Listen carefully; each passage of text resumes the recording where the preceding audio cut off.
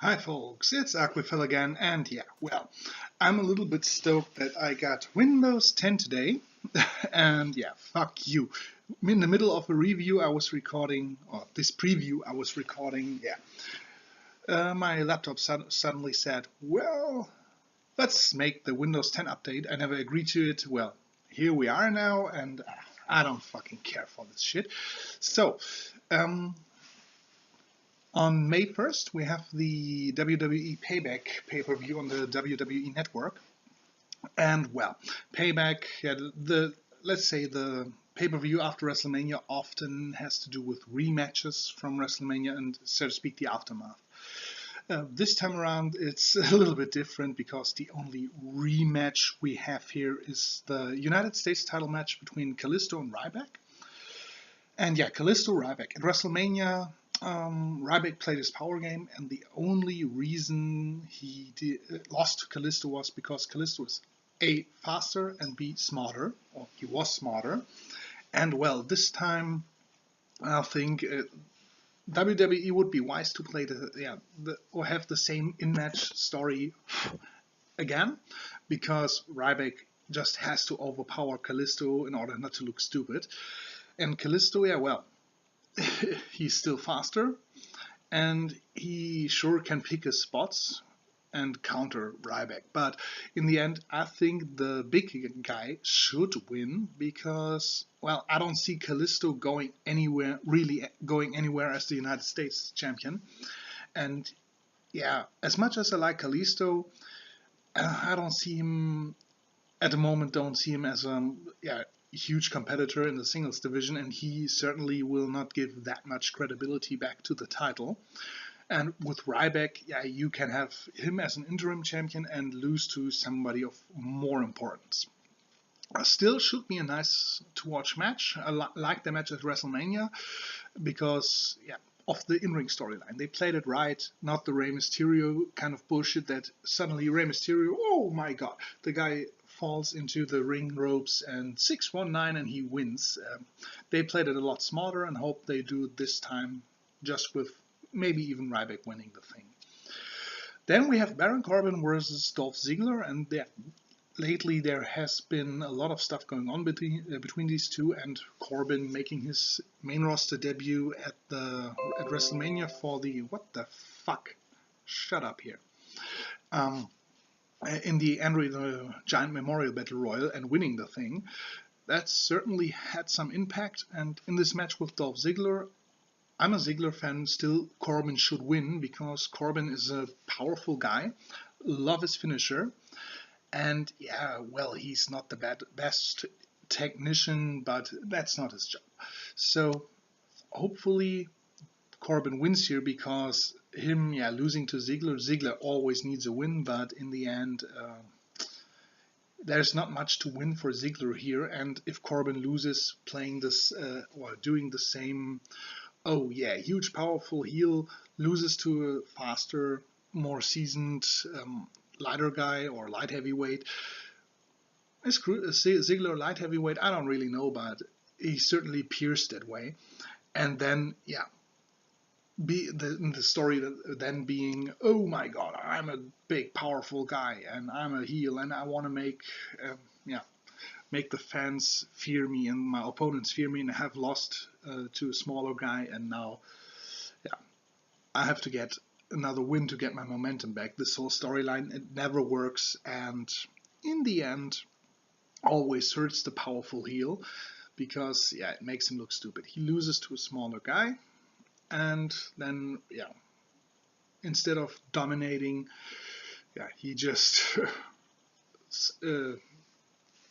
he's just running after, getting his momentum back, and that would hurt Baron Corbin, and we have seen it happen to other guys. Hopefully Corbin wins here, as much as I like Ziggler more than Baron Corbin, but otherwise Corbin is dead to begin with. So then we have the WWE Tag Team Title #1 Contendership Tournament Final Match. Blah.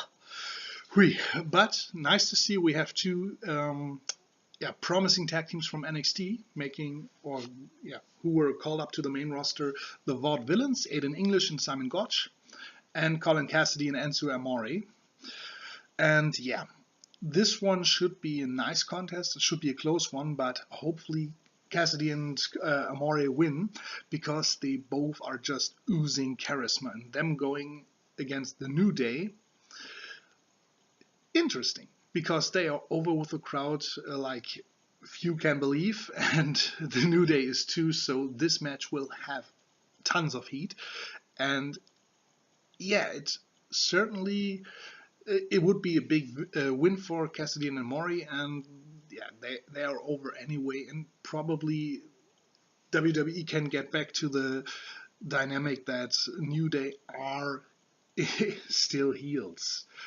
Not per se because the fans cheer for them, but the Vaudevillains, of course, they are a little bit more versatile, and yeah, they are better in the ring than Cassidy and Amore, but Cassidy and Amore are, they're just so over. They're just oozing charisma, and they have certainly they have the it factor that the Vaudevillains are still missing. I'm going with Cassidy and Amore here, but should be a close contest, and in the end, the Vaudevillains, or whoever wins this match, should get the title shot and win the title, and the other team that loses here certainly should stay in the loop, because as of now, the New Day, they rock. New Day rocks. New Day rocks. Yeah, we all know that. They certainly do rock. And yeah, let's look at the rest of the tag division. We have the Usos, who nobody really cares for anymore. We have the Dudley Boys, and come on, it's 2016, we don't need to see the Dudley Boys anymore. They should give Bubba a decent upper mid-card heel run, and yeah, end it. Because they're not as good or not as interesting in the ring anymore, with the nowadays more PG or family-friendly attitude the WWE has. They're just a relic of the past. And we don't need that any more of that nowadays, because we certainly have a lot of guys like that. So you really need fresh new teams, and both the Vaudevillains and Cassidy and Amore are exactly that. While still I'll give the edge in terms of superstar flair, aura, to Cassidy and Amore, so they should win here. The next match, Chris Jericho versus Dean Ambrose. Again, there has been some stuff going on between those two, and it's good to see that Jericho still is there, because, and not because I don't get me wrong, I like Chris Jericho, but nowadays, yeah, he's another more or less part-timer, and as soon as Fozzy is on tour again, we won't see him again for months. So him winning the feud against Styles really bothered me. And yeah, well, at least he didn't leave right away. So he has his feud against Dean Ambrose, and he certainly is a guy who can get Dean Ambrose even more over and have give him some, maybe 1, 2, 3, 4, I don't know, great matches that, still help Ambrose get a better resume. Although he has a better resume, still Ambrose needs to win a feud, because otherwise he would have lost all his big matches as a singles competitor, and there's only so much the crowd will go through with him. So he needs to win here, but Jericho certainly is a guy who can, who together with Dean Ambrose can put on great matches and solidify him as one of the top guys, top faces in WWE. Owens versus Sami Zayn, that's one I'm really looking forward to, and hopefully they got enough time, because I've been watching Steen and El Generico in Ring of Honor. I've been watching them since 2007. I've always loved them. El Generico, the goofy, fun-loving guy. Steen, the business dude. Not business like a suit, but he's always business, and Generico always was a fun guy. And yeah, of course, it didn't last too long, and well, they've been feuding since 2009 or 2010. I think 2009 they started feuding and they split. And in Ring of Honor, Pro Wrestling Guerrilla, they always since then were on separate sides and had great contests. I mean, the career, yeah, I don't know what was on the line for Steen or Kevin Owens, but Sami Zayn's mask he wore at that time in Ring of Honor was on the line, and that street fight was just off the charts. It was awesome. Their match at Final Battle 2012 was great, and whenever they clashed, you knew whether it was in singles competition or tag team competition or multi-man matches, it always clicked. It was always great, and that's some stuff WWE really used in NXT, and of course now they want to capitalize on that in the main roster. And with their they had some video packages which really showed what was going on between them. So I think the people now know what these two are about and why they are feuding, and they always were best friends and now they're again bitter enemies. And if they both manage to have a contest even close to what they did in the indies, it will be a great match. Of course, for that they'll need time. I don't see this feud ending here because right now that's what WWE needs. They need huge feuds outside of the title picture, outside of the main event, and yeah, it's not for a title like the Intercontinental or the United States title, but still they need high-profile matches which are not for a title and not in the main event, and this is exactly that, and they really need to use that and capitalize on it, really capitalize on it. So in the end, if this feud goes right, whoever wins, I don't know, maybe this time here Owens will win, because giving the fans the payoff that Zayn wins the first match, and then there you have the payoff. Owens needs to win this one, the second one, which hopefully will come. Yeah, Zayn needs to win that, and whoever wins the third one, yeah, wins the feud.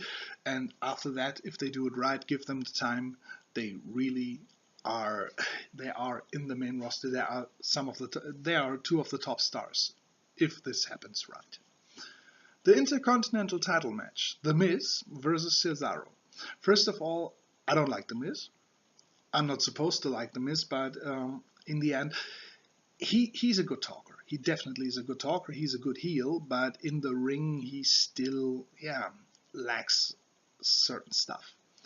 Cesaro is a guy who can, help The Miz still put on a great match, like Daniel Bryan did in that feud in 2010. And with the right opponent, i.e. Cesaro, The Miz should be able to put on a good match. If he can't put on a good match with Cesaro, he should be pumped back or pushed back to jobber status. In the end, The Miz versus Cesaro could be a nice match. Still, Cesaro should win this one, because in the end, like I said with Sami Zayn and Owens, the payoff shouldn't be right in the beginning, but Cesaro is just, especially with his gimmick change, he's a guy who shouldn't chase a title from a guy like The Miz. So hopefully Cesaro wins here, and The Miz is back to being a good talker, but not having to defend once important title in the ring. Doesn't give the title back any credibility. Cesaro can do that, or should be able to do that, given the right booking. Then we have the WWE Women's title match. We were presented a new title at WrestleMania, and Charlotte still is champion. I think I'm not the only one who felt a little bit trolled, and like the storyline was not used to its maximum potential. Still, Charlotte versus Natalya, the third one. They always put on good matches, these two. Of course, given their fathers or their families, and what they were able to do in the Divas division, especially at NXT. It's no surprise. This one will be a good match too. Still, Charlotte sooner or later needs to lose the title to someone the fans favor, because, I mean, it's nice, but the old routine with Charlotte being daddy's little girl, it's not the most exciting thing.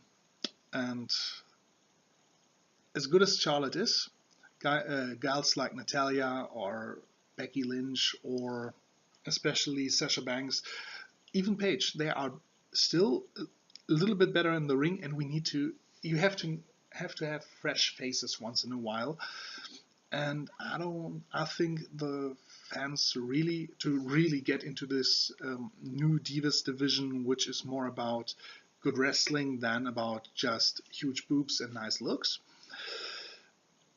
They should put the title on Natalya or Sasha Banks or someone like that, so we can have even better contests, and contests that are more focused on sportsmanship or competitive wrestling, rather than I'm Ric Flair's daughter and Daddy helps me if I'm in trouble.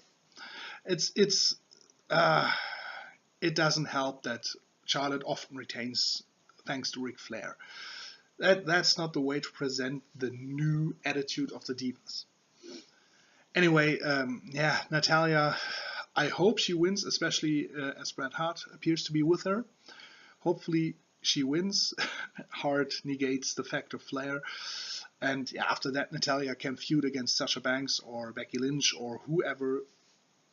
There will be a lot of good matches to come. This one should be good too.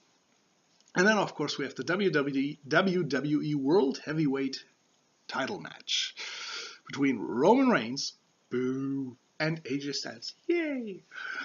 So, AJ Styles and Roman Reigns, they clashed at the Royal Rumble, and you could see that there was a certain chemistry, and hopefully, especially during after what happened the last few weeks after WrestleMania, Styles is the guy in a match with AJ Styles. He's the guy who can turn Roman Reigns heel, because the crowd loves AJ. They certainly hate Roman Reigns, and with this new attitude, they can really turn Roman Reigns. He has shown some difference in attitude the past few weeks, and you need to finalize the heel turn or make him a real tweener who doesn't give a fuck about anybody. So, and with the chemistry they showed at the Royal Rumble, this should be a good match. Reigns has proven that he's capable of having a good match given the right opponent who can carry him through a match, or who can mask his the stuff where he still isn't exactly Mr. Wrestling. And AJ Styles certainly can do that, and should be a nice contest. The finish is probably the most exciting thing, because there are tons of stuff that can happen. Roman Reigns could defeat AJ clean, something that shouldn't happen, because in the end it adds only X-Pac heat on Roman Reigns, and that's not the kind of heat you want on him, because that's the kind of heat he already has. You need to turn that negative energy towards Roman Reigns into the people that the people don't just hate him, they love to hate him. And they could certainly do that. And him defeating Styles clean doesn't help him getting over as a babyface. It doesn't help him getting over as a heel, or a tweener for that matter. Of course, AJ Styles could win clean. That would make the whole WrestleMania thing little bit silly, because he wins in the end and gets booed out of the arena, and Styles is the savior. And as much as I love AJ Styles, that should have, if that's the way WWE wants to go, Dean Ambrose should have done that. But in the end, there are a lot of other possibilities. For example, the Bullet Club. Carl Anderson and good old Seth Gallows, Luke Gallows, Doc Gallows, Doc Gallows and Carl Anderson, they have arrived in WWE. Will they be AJ Styles companions? I don't know, because they definitely are heel, and turning AJ Styles heel with his Bullet Club guys against Roman Reigns, yeah, wouldn't work. The only thing that would happen if Luke Gallows or Doc Gallows and Carl Anderson interfere on AJ Styles' behalf is that they suddenly are turned face. So WWE shouldn't do that. But a huge surprise, especially for the internet marks or smart marks or whatever you want to call them appearing everywhere. Yeah, now they help AJ Styles get the title, and suddenly they turn on AJ like you know what? You went to WWE, left us in New Japan, and well, we came after you. We came after you in New Japan. We knocked you down, made Kenny Omega the new chef, our new leader, and yeah, you still haven't suffered enough. You could have taken us with you from the beginning, and fuck you, AJ Styles. And you know what? Here we have a guy everybody hates, and well, he is your opponent. Fuck you. And not only if they turn on AJ Styles, but turn towards Roman Reigns. Like, you know what? This guy gave us the opportunity to be top dogs from the beginning. He talked to us backstage, and you know what? We're gonna help him. So I think some people might expect that, but I hope they don't only turn on AJ Styles. They turn towards Roman Reigns, and Roman Reigns has a heel stable backing him. And as the leader of a new stable, especially if AJ Styles is the victim of the turn, really could do wonders, turning Roman Reigns heel and yeah, giving him some good heat. So in the end, Payback 2016 should be a nice pay-per-view. We have especially Kevin Owens versus Sami Zayn to look forward. AJ Styles versus Roman Reigns should be good, and the rest, well, doesn't sound bad. Good. All matches on the card should be pretty decent to very good or excellent contests, depending on the booking, of course. But I have high hopes that WWE doesn't do too much bullshit here. So hopefully you'll tune in next time for whatever I have in store next. So have fun watching Payback. So long.